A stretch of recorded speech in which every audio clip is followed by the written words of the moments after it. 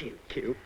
Hello. Hello. Hello. Hello. Hello. Hello. Dennis and myself are in programme planning. We've been fired again. But anyway, Dennis and myself thought it would be a smashing idea if we were in charge of the whole of television planning. And so we will be. Applying? Oh, yes. Yes. And so we will be applying for a job. Anyway, Dennis and myself say that this is the last edition of Do Not Adjust Your Set. And we thought that it would be a smashing idea if this went on forever. No. We went on forever. Oh, if we went on forever? Yes. And so it won't be. But we will. No, it won't. Oh, no, I've got it wrong. Yes. I've said it wrong. Never mind, we'll be going on forever.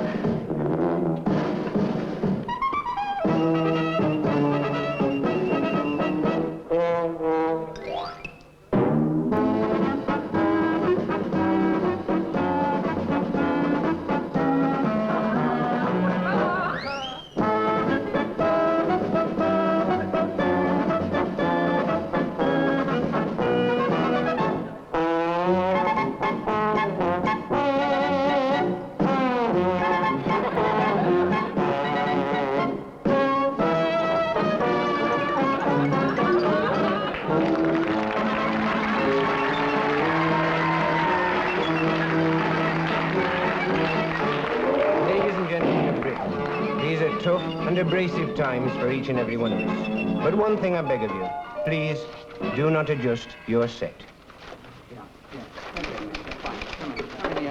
Hello, you join us in the giant Studio One, where we're making preparations to bring you up-to-the-minute coverage as Do Not Adjust Your Set goes off the air on this its final program. We've got David Jason, who'll be following minute-by-minute reports on his swingometer. At the Centre of Information, Eric Idle will be feeding our computer. Denise Coffey will be correlating information from places as far apart as Luton, Bedfordshire, and Sevenoaks, Hants. And Terry Jones will be keeping a watchful eye on anything and everything that might crop up at the last moment.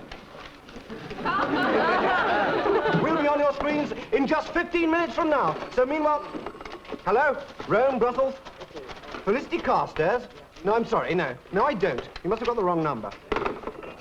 Meanwhile, on with the show.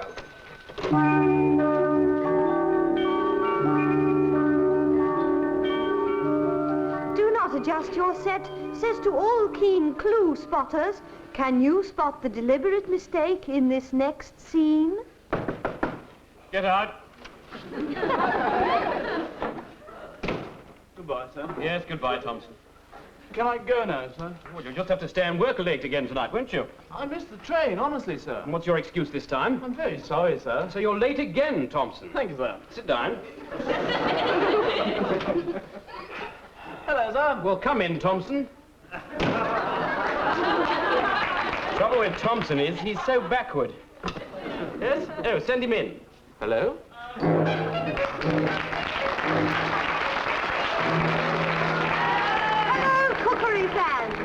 Hello again, fans. Welcome to the last of Ivor Clark's cookery classes. This week, to celebrate the occasion, Ivor and I are going to make a dish together. Now, what's it called, Ivor? Your French is so much better than mine. Shepherd's pie. Well, now, Ivor, what do we need? You and me, my darling, that is all we need. In every program, I've gazed into your eyes, enraptured by your... Mince, I think we need, Ivor. What is mince when we are alone together for the last time? Well, it's a kind of chopped meat. Come away with me to Paris. Take a hot dish. Oh, I will. Oh, Ivor, Bon appetit.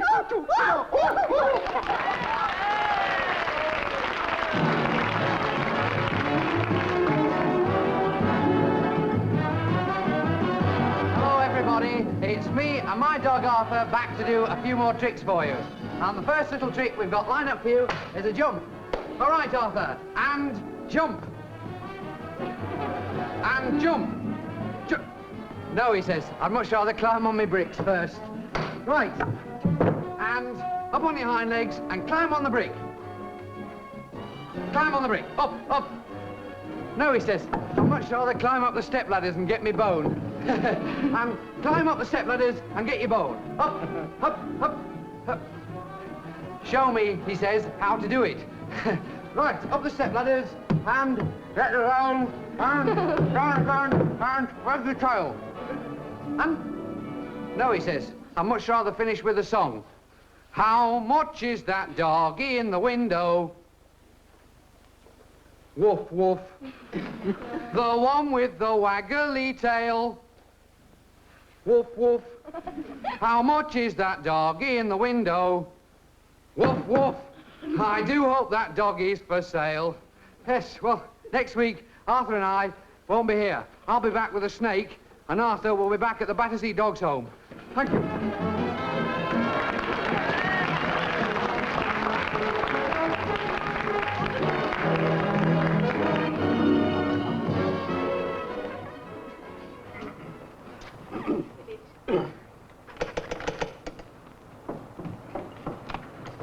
Yes? Good evening, Mrs. Johnson. I wonder if your husband's in. Oh, yes, he is. What do you want him for? Can he come out and play? No, he can't. He's just had his dinner and he's got to sit down for an hour while the food goes down. But we've got to go in at 8:30. Well, I can't help that. He came home late from the office, so he's had his supper late. Well, can he come and talk to us? No, he can't. He's sitting down. Oh, can we come in and speak to him? No, you can't. You're always round here, you two. Why can't you play in your own garden? We can't. Why not? We've got visitors. Yes. We want to play shipwrecks on your old car. Well, Mr. Johnson can't come out to play until he's had a rest, and that's that. Well, can you come and play? Oh, yes. Oh, why didn't you say that? Where's that?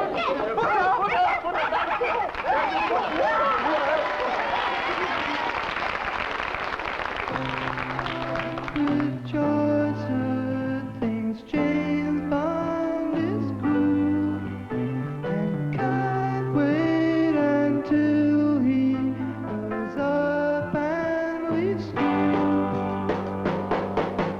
High school hermit, metaphorically speaking, do you want to be cool? Is that what you're seeking? Alone in the crowd, he is never allowed to make any noise. Although with the boy, his dad on his sword, he always gets caught, so he gets so depressed, his mother represses him.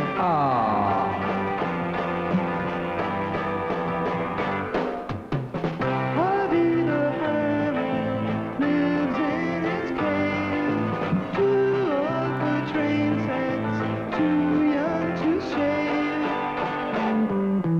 High school hermit, metaphorically speaking, do you want to be cool? Is that what you're seeking? Hello, Rog. Hello, Viv. I'm having awful trouble with my hair. Well, you're using a hairdressing, aren't you? Yes, I'm using cooking fat. Cooking fat? You must be joking. You ought to be using new porridge. Porridge? Just look at my comb. Why, it's filthy. Yes, new style porridge leaves comb and hair absolutely clogged with muck, and it sets rock hard in seconds. Just look at this. Oh, that's wonderful. Yes, new style porridge is really wonderful in jars or I tubes. must buy It's some only porridge $17.11. tomorrow. High school hermit, metaphorically speaking, do you want to be cool? Is that what you're seeking? Metaphorically speaking. Alone in a crowd, he is never allowed to make any noise. A mix with big boys. Then on his sword, he always gets caught. He gets so depressed, his mother depresses him.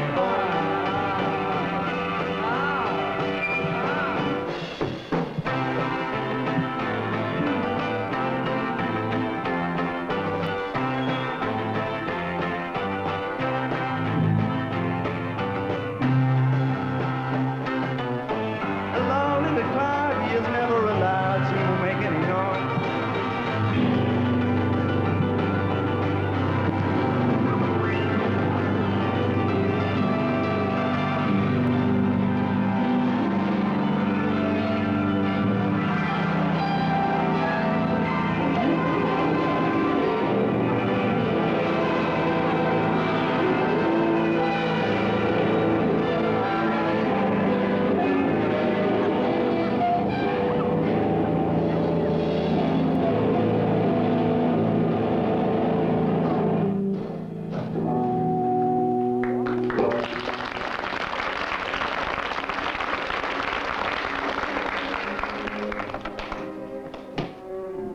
Thank you. Well, Miss Pringle, here's mud in your eye.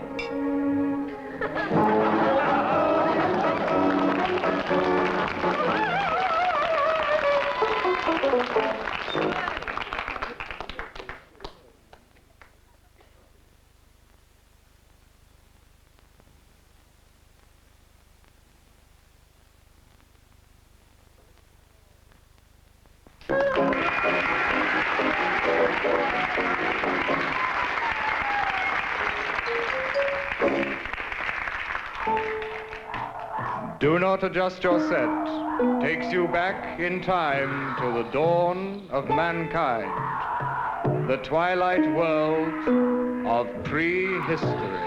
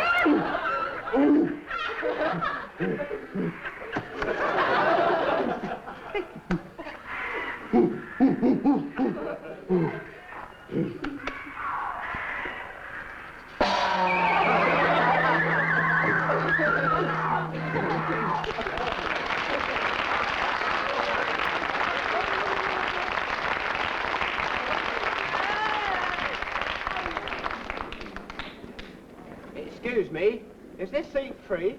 No, this is seat 3, that's seat 4. Well, what's the big picture then? It's Captain Fantastic, it's just about to start. Who's he?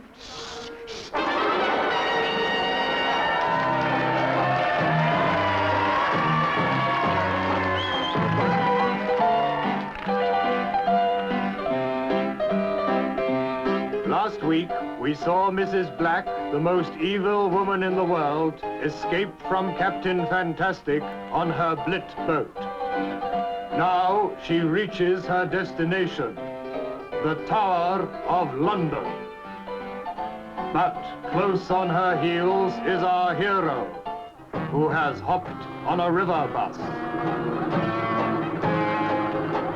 This is Captain Fantastic speaking. Leaping ashore, I reconnoitred the position, and with my brolly, I immediately picked up the scent.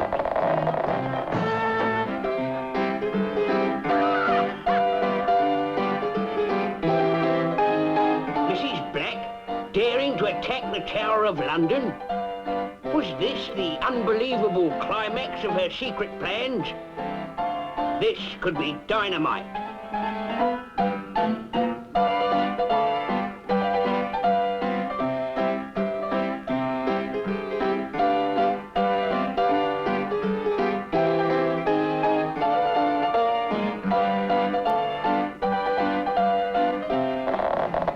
As I approached, cunningly disguised as an ordinary sightseer, I suddenly noticed the ravens leaving the tower. By tradition, this meant the imminent collapse of the empire. There was no time to lose if I was to save the nation. All I had to do was to find her.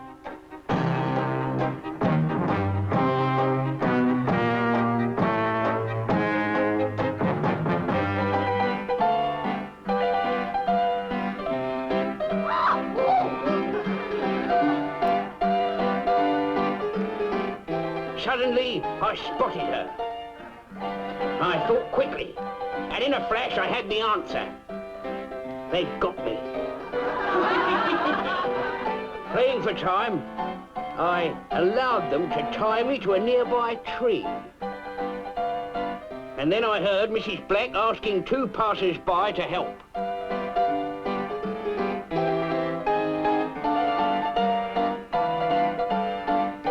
For a moment I was puzzled.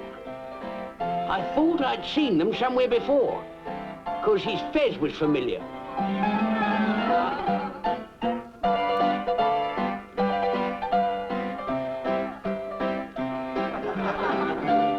By now, the situation was decidedly nasty.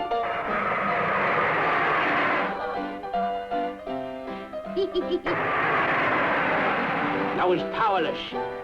And then, as the terrible forces of the air converged upon me, I felt myself moving. Or rather, retreating.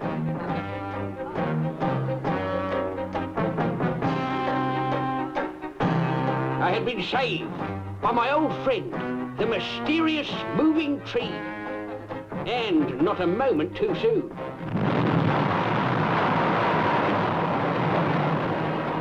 Sheesh! And now I had to get Mrs. Black before she could set off her dynamite with her horrible handbag.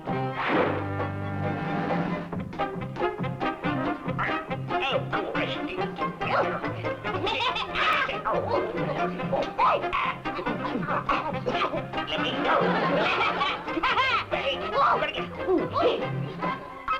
Suddenly, as we fought, the handbag split in half.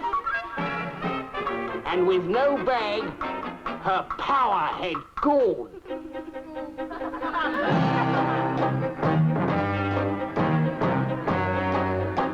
Triumphantly, I took her into custody.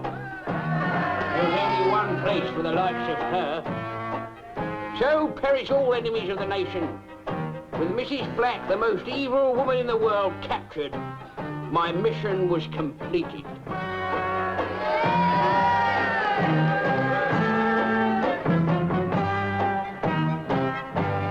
So our story ends. Well played, Fantastic. Whenever the world is threatened, we know that you'll be there. Don't ring us, we'll ring you.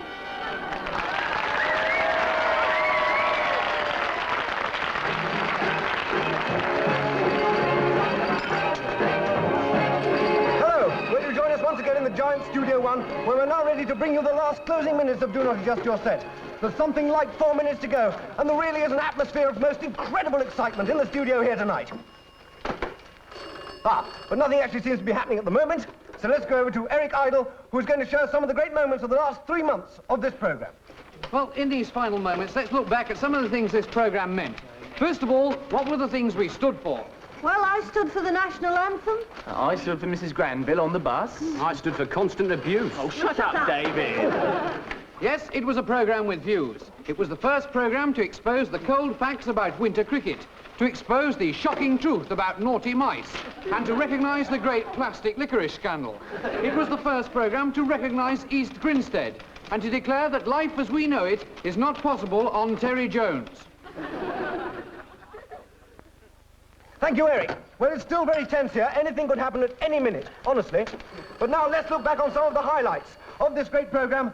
Perhaps you'll remember such moments as this. You see, I didn't know the camera was on me. I was standing chatting to you, and I didn't realise they were on me. Big close-up. I could have died. Oh, there goes again. Oh, there. And, of course, Do Not Adjust Your Set heralded a breakthrough in television techniques. Camera technique is just a simple matter of remembering one or two basic things. First, always make sure that you're speaking to the right camera. Second, always make sure that the camera that you're speaking to has got a red light on the top of it. And then, but never panic or lose you, or forget which, and then panic and think, and don't, and maybe which one you've got to talk to all the time. You can go off your nut otherwise. There was screen-splitting, soul-searing romance. I love you. That's nice. And heart-rending, foot-clenching drama. John! Sometimes I just don't understand you. Dat reicht mich heute die Herren, jawohl. And we made newscasting history. Yes, Do Not Adjust Your Set brought you the first live television pictures from Parliament. And we also gave politicians an open forum to speak their minds to the young people of Britain today. We're not going to offer you promises, I promise you. We're going to offer you concrete suggestions. A little rock pool for the garden, some crazy paving, a little concrete gnome, that sort of thing, you know. Good evening and hello, young electors. Or may I call you cats? I'm Daddy-O Smythe, formerly known as Lance Captain Sir Archibald Barrington Smythe, but you can call me Dougie. And I'm here to tell you about the new, switched-on, trendy, swinging, extremely psychedelic Conservative Party happening group thing. Wow. I've just returned from making the scene where the action is, down at the Pad of Commons, to tell you that we, in the Conservative Party of Go-Go, are terribly interested in where you cats shack up. Especially the old age swingers. So we're going to camp up our whole policy and turn on 1,000 new council gaffs. Wizzo brang, rather super. Earlier this year, I was at the Electrical Banana Lonely Hearts Club Conservative Freakout Conference at Brighton, when a long-haired man who looked young enough to be my daughter said, "Daddy, you're not with it." Well, now I'll never be without it, if I can find it. So do make like hippie go-go people. Be like Granny, take a trip along to your polling boutiques and put your tips for your tops on us at the next vote-in. Swinging.